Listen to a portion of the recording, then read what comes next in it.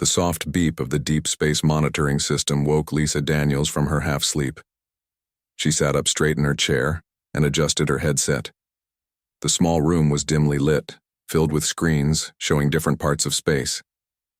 Lisa had been working the night shift at Earth's Deep Space Monitoring Station for 3 years now. Most nights were quiet. This night was different.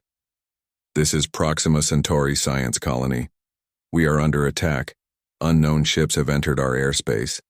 They are not responding to communication attempts. We need immediate. The voice cut to static. Lisa's hands moved quickly over her console. She tried to clean up the signal to get more information, but there was nothing else. Just that short message, then silence. She pressed the emergency alert button. "Sir, we have a situation," she said when Fleet Admiral Joe Carter answered. His face appeared on her screen, tired and serious. "What is it, Officer Daniels?" he asked. "A distress call from the Proxima Centauri colony. They report they are under attack by unknown ships." Admiral Carter's expression darkened. "Send me the recording." Lisa forwarded the message and waited while the Admiral listened. The Proxima Centauri colony was Earth's first successful off-world settlement. 5,000 people lived there, scientists, engineers, and their families. They were peaceful. They had no weapons. "Have you tried to contact them again?" Admiral Carter asked. "Yes, sir." No response. "Keep trying. I'm calling an emergency meeting. This could be bad." 4 hours later, Admiral Carter stood in front of 12 stern-faced people in the Earth Defense Council chamber. The room was secure. No signals could get in or out. What they discussed here would stay here. "The situation is clear," Admiral Carter said. "Our colony at Proxima Centauri has been attacked. We have satellite images showing damage to the main habitat dome. Communications are down. We must assume the worst." General Pete Mason leaned forward. "Do we know who attacked them?" "The Arcturian. Confederation had ships in that sector last week," Admiral Carter said. "But they've been peaceful since first contact," said Amanda Russell, the civilian representative. "Why would they attack now?" "We don't know it was them," Admiral Carter admitted. "But they're the only other spacefaring species we've met, and their ships were seen near Proxima Centauri just days ago." "Have we asked them about this?" Amanda asked. "We have. They deny involvement." Dr. Eric Powell, head of weapons development for Earth Defense, cleared his throat. "What do you propose, Admiral?" Admiral Carter looked at each person in the room. "I propose we activate Protocol Omega." The room went silent. Protocol Omega was top secret. Most people in the room had only heard rumors about it. It meant deploying the Nemesis response fleet, 5 ships carrying weapons so advanced and terrible that their existence was hidden even from most of the government. "That's extreme," Dr. Powell said after a moment. "We have no proof of who attacked the colony. We don't even know if it was an attack. It could be a technical failure." Admiral Carter touched a control on the table. A 3D image appeared in the center of the room. Satellite footage showing the colony's main dome with a large hole torn in its side. "This is not a technical failure," Admiral Carter said quietly. "And we cannot afford to wait for proof of who did this. If we wait, everyone at that colony could die. If we deploy the Nemesis fleet, we risk starting a war," Dr. Powell argued. "If someone has attacked our colony, the war has already started," General Mason said firmly. "And we didn't start it." Amanda looked troubled. "The public doesn't even know about these ships, about these weapons. Shouldn't we discuss this with the full government?" "Protocol Omega was created for exactly this situation," Admiral Carter said. "A direct attack on a human settlement requiring immediate response. We don't have time for debates and votes." The room fell silent again. Finally, Amanda spoke. "I want my objection noted, but I won't block the protocol." "Noted," Admiral Carter said. "Does anyone else object?" No one spoke. Admiral Carter nodded once. "I'll issue the activation order immediately." Across the solar system, on a secure base hidden in Jupiter's rings, Captain Laura Keene received the alert on her private terminal. Protocol Omega. She had trained for this for years, but never thought she would see it activated. She took a deep breath and pressed the ship-wide communication button. "This is Captain Keen. All personnel report to stations. This is not a drill. Repeat, this is not a drill. We launch in 30 minutes. The UES Retribution came to life around her. Lights brightened, engines hummed, crew members ran to their positions. Major Frank Winters appeared at her side. "Is it really happening, Captain?" "Yes, Major. Proxima Centauri colony has been attacked. We're going to find out who did it and make them regret it." Laura left the bridge and went to her quarters. There she opened her safe and took out the sealed orders she had been given when she took command of the Retribution. The envelope was marked, "To be opened only upon activation of Protocol Omega." She broke the seal and read the orders inside. Her face grew pale. The envelope also contained a small device, a key that would unlock the ship's most classified systems. She put the key in her pocket and returned to the bridge. "Major Winters, prepare the Wraiths for possible deployment," she ordered. "Yes, Captain." The Wraiths were the most elite fighting force humanity had ever created.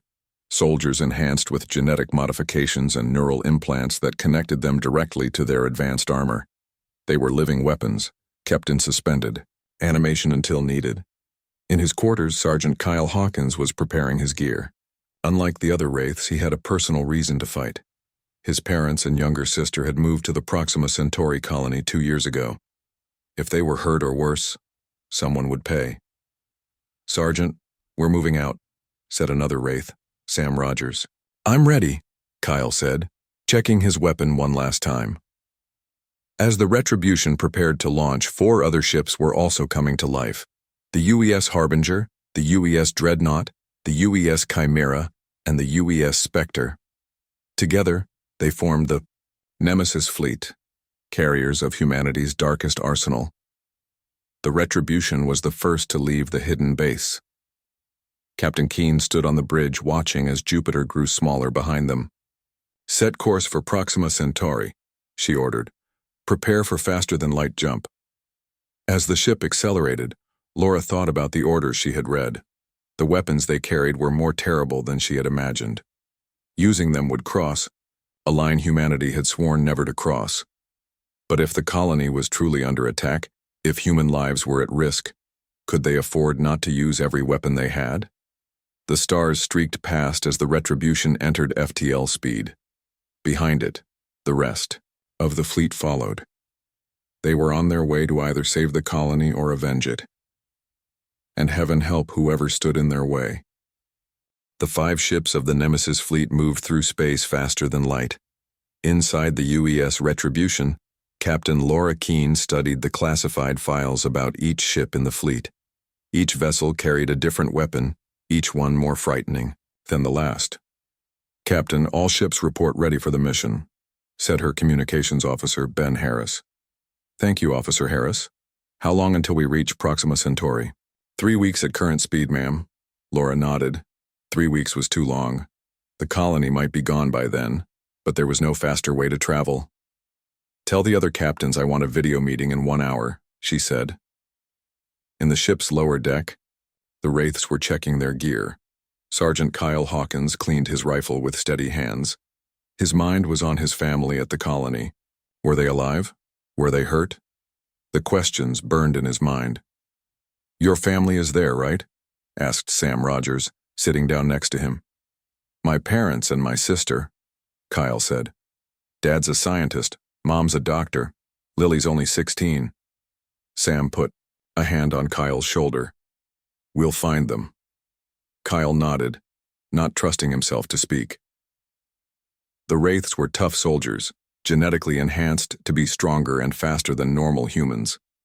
Their special armor let them connect their minds directly to their weapons and equipment.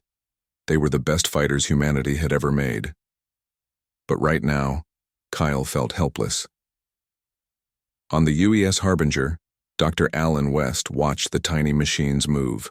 In their container, they looked like silver dust, but each speck was a nanomachine, a robot so small you needed a microscope to see it.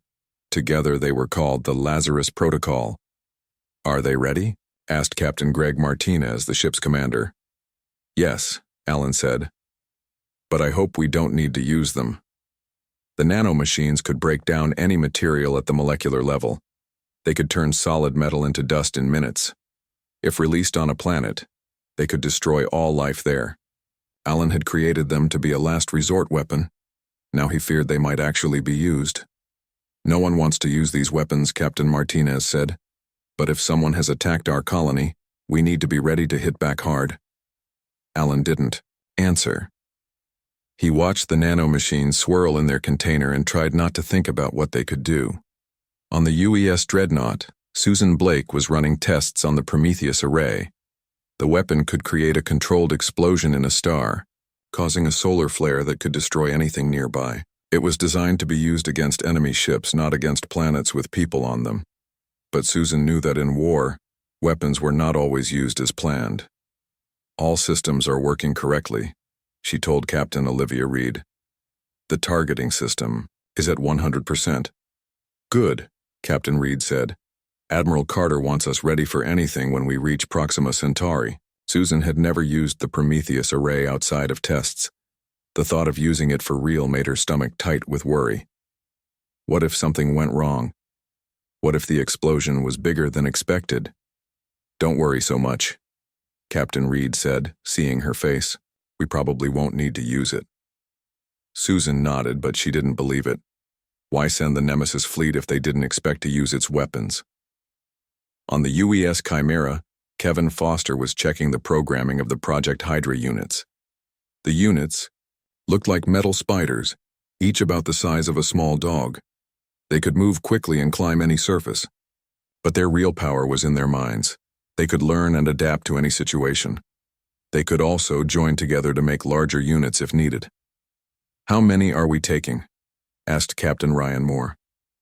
500, Kevin said. Enough to handle any ground situation. The Hydra units were stored in special cases. When released, they would follow their programming, protect humans, attack enemies. But Kevin always worried about what would happen if their programming failed. The units were smart, maybe too smart. They might decide for themselves who was friend and who was enemy. I'm going with them, he told Captain Moore. I need to be there to control them if something goes wrong. Admiral Carter won't like that, Captain Moore warned. You're too valuable to risk.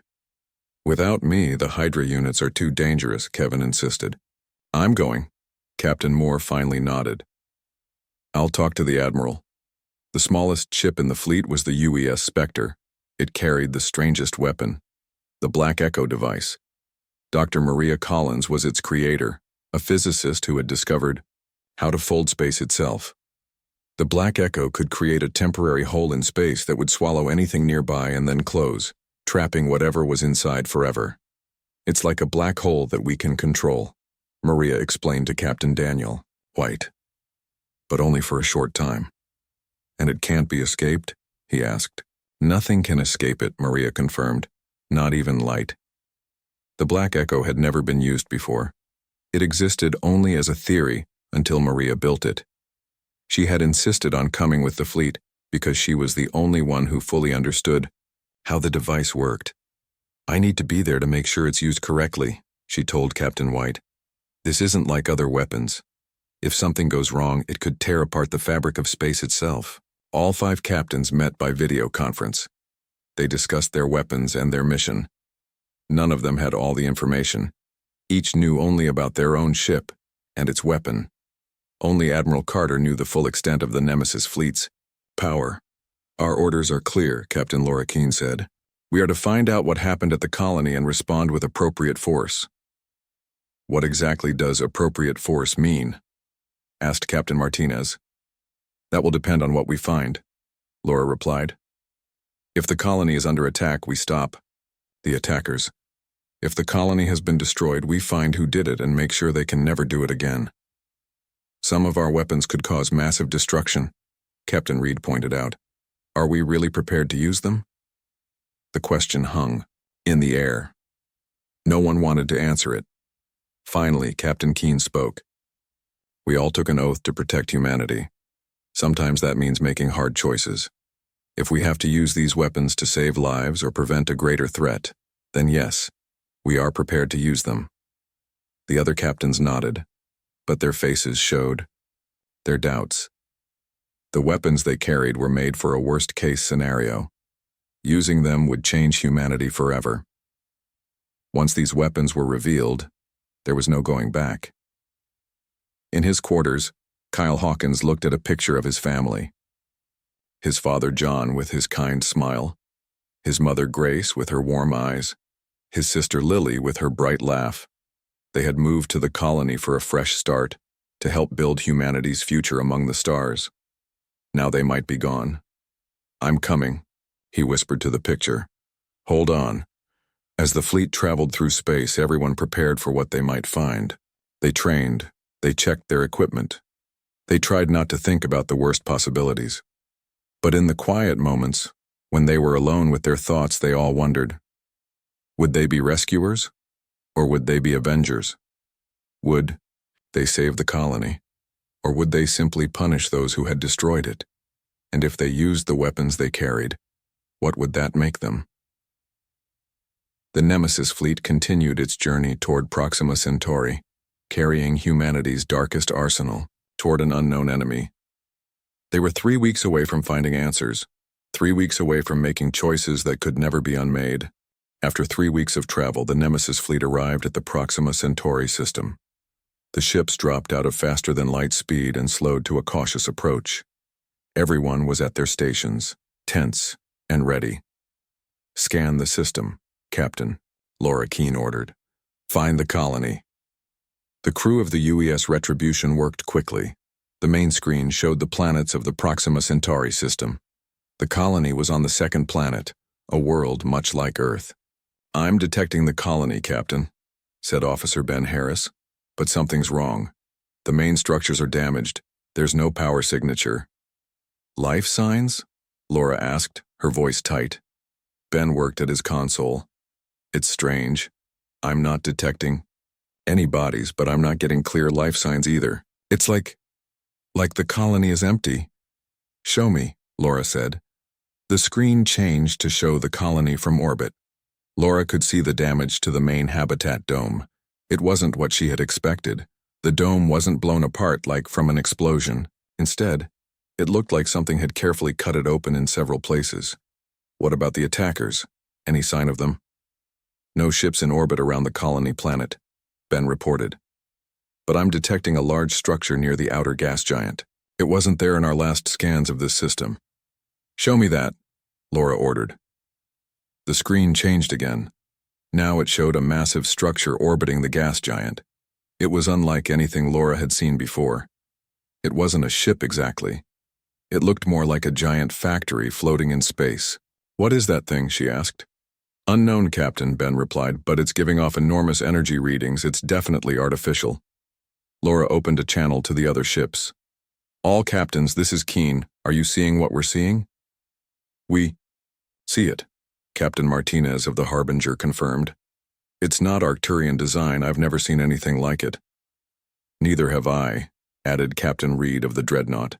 "But whatever it is, it's big and it's powerful." Laura made a decision. "We need more information.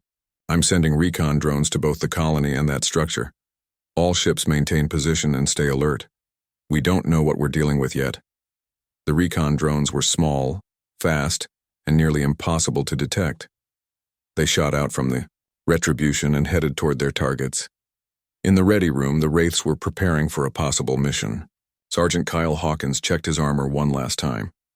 The neural interface at the back of his neck tingled as it connected to his suit. "Ready, Sergeant?" asked Major Frank Winters. "Yes, sir," Kyle replied. "Any word on the colony?"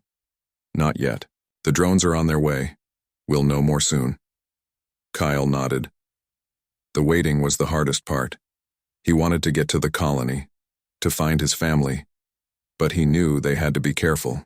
They didn't know what they were facing. On the bridge, Laura watched as the first drone reached the colony. The images it sent back were disturbing. The colony looked like it had been taken apart piece by piece. Buildings were cut open with surgical precision. Equipment was removed, but there were no bodies, no signs of a battle. "It's like they were studying us," Ben said, "taking things apart to see how they work."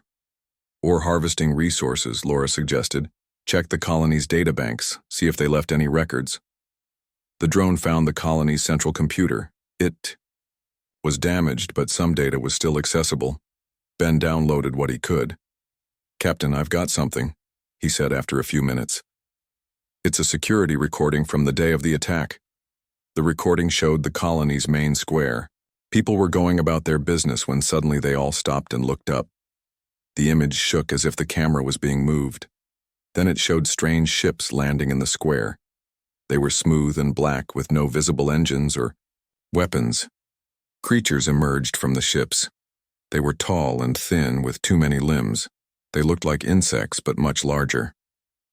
They moved with a strange flowing motion, as if they were all connected somehow.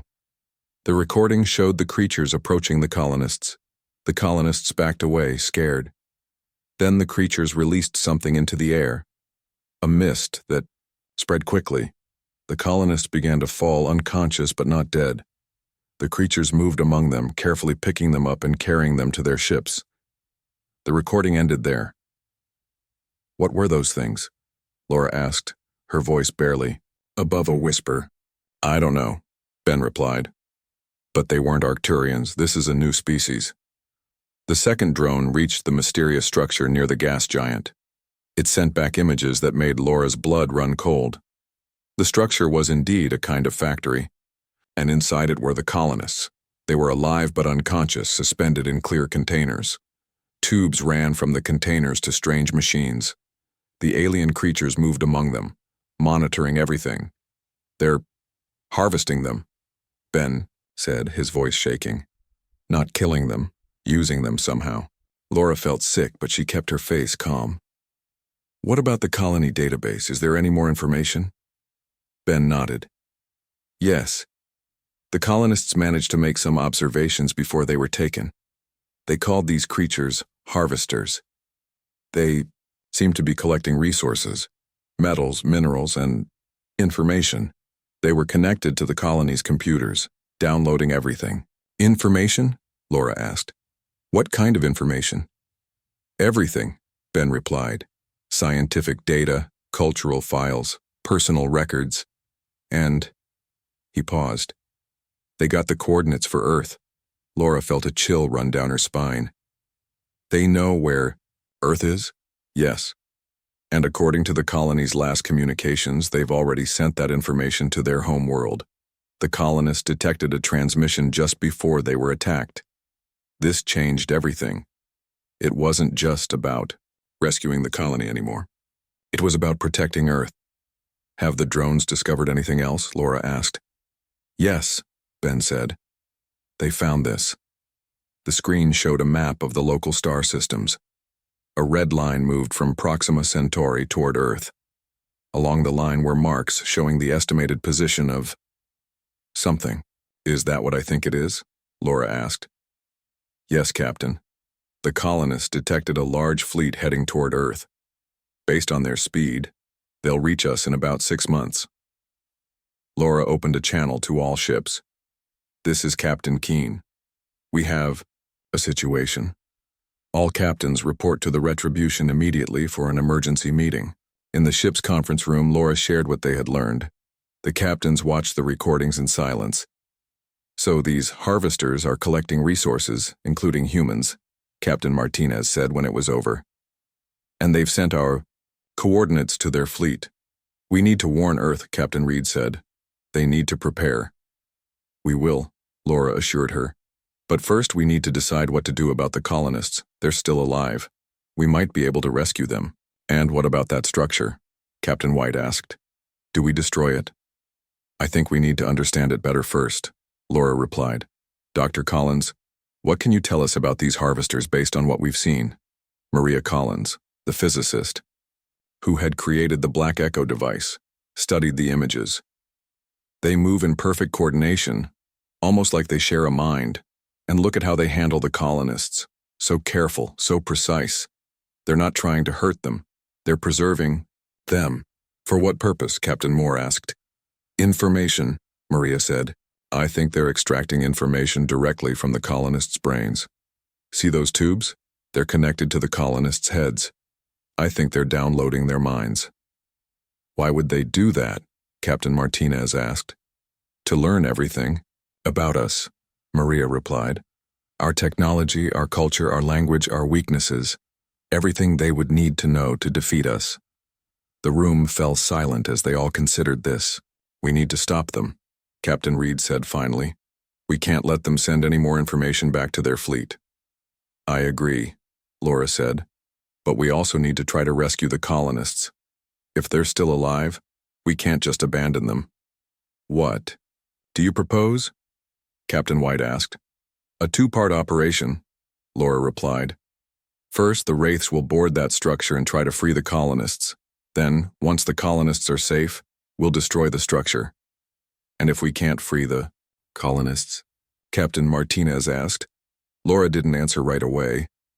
It was the question no one wanted to ask. If they couldn't save the colonists, would they still destroy the structure with them inside? We'll cross that bridge if we come to it, she said, finally. For now, let's focus on the rescue mission. In the ready room, Major Winters briefed the Wraiths on their mission. They would board the structure, find the colonists, and free them. Then they would return to the ship. This won't be easy, Winters told them. We don't know much about these harvesters. We don't know how they'll react to our presence. Be prepared for anything. Sergeant Kyle Hawkins listened carefully. His family was on that structure. He would find them or die trying. Any questions? Winters asked. What's our timeline, sir? Kyle asked. We launch in 2 hours, Winters replied. Get ready. As the Wraiths prepared for their mission, Laura stared at the image of the harvester structure. What were they really dealing with? Why were these creatures so interested in humans? And how could they stop the fleet that was already on its way to Earth? The Nemesis fleet had arrived, carrying humanity's darkest arsenal. Now they had to decide how to use it. The 5 ships of the Nemesis fleet moved into position around the harvester structure. The UES Retribution took the lead, with the other ships forming a protective circle. Inside the Retribution, the Wraiths prepared for their mission. Final equipment check, Major Frank Winters ordered. The 20 soldiers checked their weapons and armor one last time. Sergeant Kyle Hawkins activated his neural link. His mind connected to his armor, and he could feel the suit as if it were his own skin. The heads-up display inside his helmet showed the status of all systems: weapons at full power, shields at maximum, oxygen supply for 12 hours. He was ready. Remember, this is a rescue mission, Major Winters said. Our primary objective is to find and free the colonists. We engage the enemy only if necessary. The soldiers nodded. They all understood the stakes. 5,000 colonists were trapped inside that structure being used by the harvesters. Among them were Kyle's parents and sister. Sergeant Hawkins, Major Winters called. A word. Kyle stepped forward while the others continued their preparations. I know your family is in there, Winters said quietly. Can you handle this mission objectively? Yes, sir, Kyle replied. I won't let my personal feelings interfere with the mission. Winters studied him for a moment, then nodded. See that you don't. We need you focused. On the bridge, Captain Laura Keene was having a similar conversation with the other ship captains. While the Wraiths are inside, I want all ships on high alert, she said. If the harvesters try to attack, be ready to defend. But hold off on using your special weapons unless I give the order. What if the Wraiths get into trouble? Captain Greg Martinez of the Harbinger asked. My nanites could help them, and my Hydra units could provide backup, added Captain Ryan Moore of the Chimera. Laura considered this. Have your weapons ready, but wait for my signal. We don't know how the harvesters will react to our presence. They might not see us as a threat until we make a move. The other captains agreed to the plan, though some looked unsure. No one had ever faced these harvesters before. No one knew what they were capable of. Launch the shuttle, Laura ordered. The Wraiths boarded their stealth shuttle. It was designed to be nearly invisible to sensors, using advanced technology to hide its heat signature and reflect scanning beams. If everything worked as planned, the harvesters wouldn't even know they were coming. The shuttle left the Retributions, hangar bay and moved silently toward the harvester structure. As they got closer, the wraiths could see more details through the shuttle's windows. The structure was even larger than it had appeared from a distance, with multiple levels and sections. Its surface was smooth and dark, with strange patterns that seemed to move when you looked at them. "Target locked," said the shuttle pilot. "Approaching entry point." The entry point was a small airlock on the side of the structure, identified by the recon drones as a possible way in. The shuttle moved into position and the wraiths prepared to board. "Ready weapons," Major Winters ordered. "Remember, non-lethal force if possible. We need information." The shuttle connected to the airlock with a soft thud. The wraiths moved into position with Kyle near the front of the line. His heart was pounding, but his hands were steady. He was trained for this. He was ready. The airlock opened, and the wraiths moved in. They entered a long corridor with walls that seemed to pulse with a soft blue light. The air was breathable but had a strange, sweet smell. "Move forward," Major Winters ordered through their shared comm system. "Stay alert." They moved through the corridor, weapons ready. The structure was eerily quiet. There were no alarms, no signs that their presence had been detected. "This is too easy," Sam Rogers whispered. "Why aren't they trying to stop us?" "Maybe they don't know we're here," another wraith suggested. "Or maybe they're waiting for us," Kyle said. They reached a junction where the corridor split into 3 paths. Major Winters consulted the map created by the recon drones. "Squad 1, take the left path, Squad 2, right. Squad 3, with me down the center. Stay in communication at all times." The wraiths split up. Kyle was in Squad 3 with Major Winters, and 4 others. They moved down the central corridor, which sloped gently downward. "Life signs ahead," reported one of the wraiths, checking her scanner. "Lots of them." They moved more cautiously now. The corridor ended at a large door. Beyond it, according to the scanner, were hundreds of life forms. "This could be where they're keeping the colonists," Major Winters said. "Prepare to breach." The wraiths positioned themselves on either side of the door. Major Winters gave the signal, and one of them placed a small device on the door. There was a soft hiss and the door slid open. What they saw inside made them freeze. It was a vast chamber, filled with hundreds of clear containers. In each container was a human being, suspended in a pale blue liquid, tubes connected to their heads and bodies, pulsing with the same blue light they had seen in the corridors. "My God," someone whispered. Kyle searched the faces of the suspended colonists. He didn't see his family, but there were so many containers, spread across multiple levels of the chamber. Major Winters regained his composure first. "Spread out. Look for a control system. We need to figure out how to free these people." The wraiths moved into the chamber, staying low and watching for any sign of the harvesters.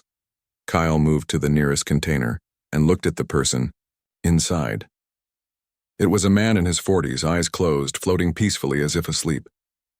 "They're alive," Kyle reported, "breathing normally from what I can tell." "Same here," another wraith confirmed.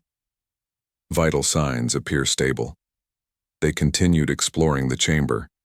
There were control panels near some of the containers, with symbols, none of them recognized. Kyle was examining one when his scanner beeped. "Movement," he warned. "Something's coming." The wraiths took cover behind the containers. Moments later, 3 harvesters entered the chamber. Seeing them up close for the first time, Kyle was struck by how alien they truly were. They moved with a fluid grace, their multiple limbs perfectly synchronized. Their bodies were segmented like insects, with a hard, shiny exoskeleton. But their heads were the strangest part. They had no visible eyes, just a smooth, reflective surface where eyes should be. The harvesters moved among the containers, checking readings on the control panels. They seemed to communicate without speaking, moving in perfect coordination as if sharing a single mind. "What's the plan, sir?" Kyle whispered to Major Winters. "We need to capture one," Winters replied. "We need information." He gave hand signals to the other wraiths. They would surround the harvesters and try to isolate one. The plan went into motion. The wraiths moved silently from their hiding places, forming a circle around the harvesters. On Winter's signal, they struck. Two of the harvesters were hit with stun blasts before they could react. They fell to the ground, their limbs twitching. But the third one moved with incredible speed, dodging the blast aimed at it. It made a high-pitched sound that echoed through the chamber. An alarm. "Take it down," Winters shouted. Kyle fired his weapon. But outside the harvester structure, the battle continued. The UES Harbinger's shields had failed completely, and it was taking heavy damage from the structure's energy weapons. The other ships were doing better, but not by much. The harvester weapons were unlike anything they had faced before. "Dr. Collins," Captain Laura Keene called over the secure channel. "Explain your idea again." Maria Collins, creator of the Black Echo device, spoke quickly. "The harvesters have a hive mind. They're all connected through quantum entanglement. We can use the Black Echo to disrupt that connection without destroying them physically." "How does that help us?" Laura asked. "If we break their connection, they'll lose their coordination. They'll be individuals instead of parts of a whole. They might stop fighting." Laura considered this. It was a risk, but it might work, and it would give the Wraiths more time to evacuate the colonists. "How quickly can you deploy it?" she asked. "I need to modify the device for this specific purpose," Maria replied. "Give me 30 minutes. "We might not have 30 minutes, Laura warned. "Do what you can." Inside the structure, Major Frank Winters received the update about the Black Echo device. He ordered the Wraiths to hold position and continue evacuating colonists while they waited. In the control center, Sergeant Kyle Hawkins heard the order. He didn't remove the explosive charges he had placed on the central controller, but he didn't activate them either. Instead, he and the other Wraiths focused on holding off the harvesters. "What's this Black Echo thing?" one of the Wraiths asked. "Between shots." "No idea," Kyle replied. "But if it works, we won't need to blow this thing up." The harvesters were fighting with desperate intensity now, as if they knew something important was about to happen. More of them poured into the control center, forcing the Wraiths to fall back. "We can't hold them much longer," Kyle warned over the comm. "Just a few more minutes," Winters replied. "Dr. Collins is almost ready." In the main chamber, the evacuation continued. About half the colonists had been freed now, including Kyle's family. They were weak but mobile, helping others as best they could. "Dad, what did they do to you?" Sam Rogers asked John Hawkins as they moved toward the exit. "They connected to our minds," John replied, his voice shaking. "They were extracting everything we knew, every memory, every piece of knowledge. It was like having your brain slowly copied." "Did they hurt you?" "Not physically. But the feeling, I'll never forget it, like being invaded in the most personal way possible." They reached the airlock where the shuttle was docked. The freed colonists were being loaded aboard as quickly as possible, but there were hundreds of them and the shuttle could only hold so many. "We'll need to make multiple trips," Winters decided. "Get the first group to the Retribution, then come back for the rest." "The structure's weapons are still active," Laura warned over the comm. "We can't guarantee the shuttle's safety." "We'll have to risk it," Winters replied. "These people can't stay here." The first shuttle, packed with colonists, detached from the airlock and began its journey back to the Retribution. It moved as quickly as possible, trying to avoid the energy, beams still being fired at the fleet. On the UES Spectre, Maria Collins worked frantically on the Black Echo device. It had never been designed for this purpose, but she believed it could work.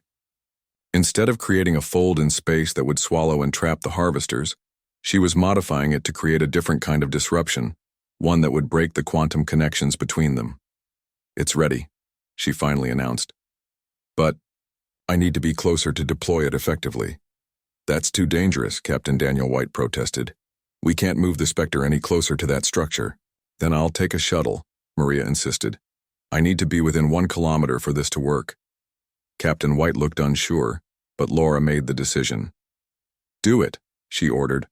"We'll provide cover." A small shuttle launched from the Spectre. carrying Maria and the modified Black Echo device. It moved toward the harvester structure, trying to stay behind the retribution for protection.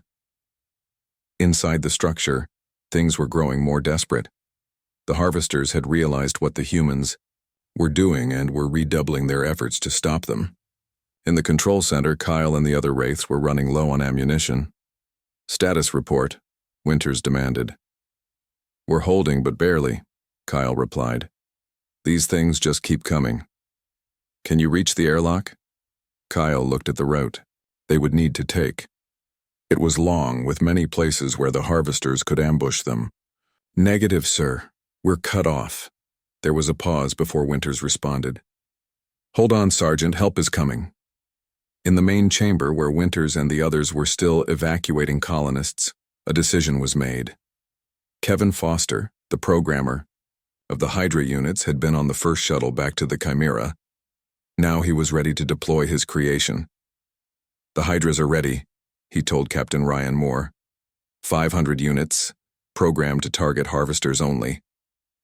"Deploy them," Moore ordered. "Get them to the wraiths in the control center." The Hydra units were released from the Chimera in a swarm. Each one was about the size of a small dog, metallic and spider-like. They moved with incredible speed and coordination, their artificial intelligence allowing them to adapt to any situation. They entered the structure through the same airlock the wraiths had used. "Reinforcements on the way," Winters told Kyle. "Hold your position." The Hydra units arrived like a wave of metal, flowing through the corridors of the structure. When they encountered harvesters, they attacked with precision, targeting joints and vulnerable spots that human soldiers might miss. They were relentless and efficient. A group of Hydras reached the control center, swarming around the harvesters who had been attacking the wraiths. The aliens were caught by surprise, overwhelmed by the small but powerful machines. "Fall back to the main chamber," Winters ordered. "The Hydras will cover you." Kyle and the other wraiths began their retreat, the Hydra units forming a protective barrier around them. They moved through the corridors, fighting their way back to where the colonists were being evacuated. Outside, Maria Collins's shuttle approached the structure. She was 1 kilometer away now, the minimum distance needed for the modified Black Echo device to work. "I'm in position," she reported, activating the device now. The Black Echo device hummed to life. It didn't look impressive, just a small black box with a few controls, but its effect was profound. It created a disruption in the quantum field, specifically targeting the type of entanglement the harvesters used to maintain their hive mind. Inside the structure, the effect was immediate. The harvesters suddenly stopped in their tracks. Their coordinated movements became erratic, confused. Some fell to the ground, others spun in circles or crashed into walls. "It's working," Winters reported. "The harvesters are disoriented."